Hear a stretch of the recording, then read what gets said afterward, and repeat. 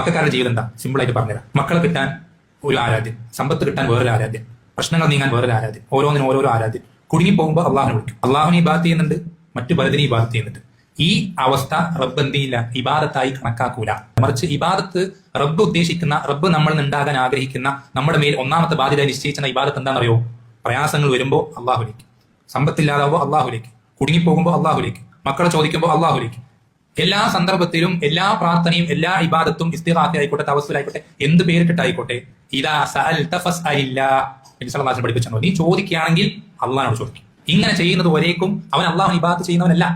ഒരാൾ ആയിരക്കണക്കിന് വർഷം അള്ളാഹുവിനെ ഇബാദത്ത് ചെയ്യും, അവന്റെ ജീവിതം മുഴുവൻ അള്ളാഹുവിനെ മാത്രമേ വിളിച്ച് പ്രാർത്ഥിക്കുന്നുള്ളൂ. അവൻ ഇടയ്ക്കൊരു സന്ദർഭത്തിൽ അങ്ങേയറ്റം കുടുങ്ങിപ്പോയപ്പോൾ യാ റസൂലല്ലാഹ് അഗിസ്നി, യാ ഷെയ്ഖ് മുഹീദ്ദീൻ അബ്ദുൽ ഖാദിർ ജീലാനി, എന്നെ നിങ്ങൾ സഹായിക്കണം എന്ന് ഏതെങ്കിലും ഒരു പ്രാവശ്യം അവൻ വിളിച്ചാൽ അവൻ അള്ളാഹുവിനെ ഇബാദത്ത് ചെയ്തവനല്ല. റബ്ബ് അവന്റെ ഇബാദത്തിൽ സ്വീകരിക്കും. റബ്ബിനത് വേണ്ട.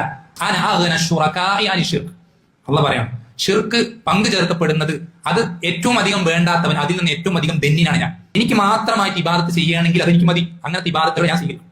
എനിക്കും ഇബാദത്ത് നൽകുക, അവനും കൊടുക്കുക, അവനും കൊടുക്കുക, അയാൾക്കും കൊടുക്കുക, അങ്ങനെയുള്ള ഇബാദത്ത് എനിക്ക് വേണ്ട. അള്ളാന്റെ വാക്കാണ്. ഒരുത്തൻ അവന്റെ ജീവിതത്തിൽ മുഴുവൻ റൂഹ് തൊണ്ടക്കുഴിൽ നിന്ന് പിടിച്ചെടുക്കപ്പെടുന്നത് വരേക്കും അള്ളാഹുവിനെ മാത്രം വിളിച്ച് പ്രാർത്ഥിക്കുന്നുണ്ടെങ്കിൽ അവനാണ് അള്ളാഹു ഇബാദത്ത് ചെയ്തവൻ. അവനെ അള്ളാഹു ഇബാദത്ത് ചെയ്തവനായിട്ടുള്ളൂ. ബാക്കി ആരും അള്ളാഹു ഇബാദത്ത് ചെയ്തവനല്ല.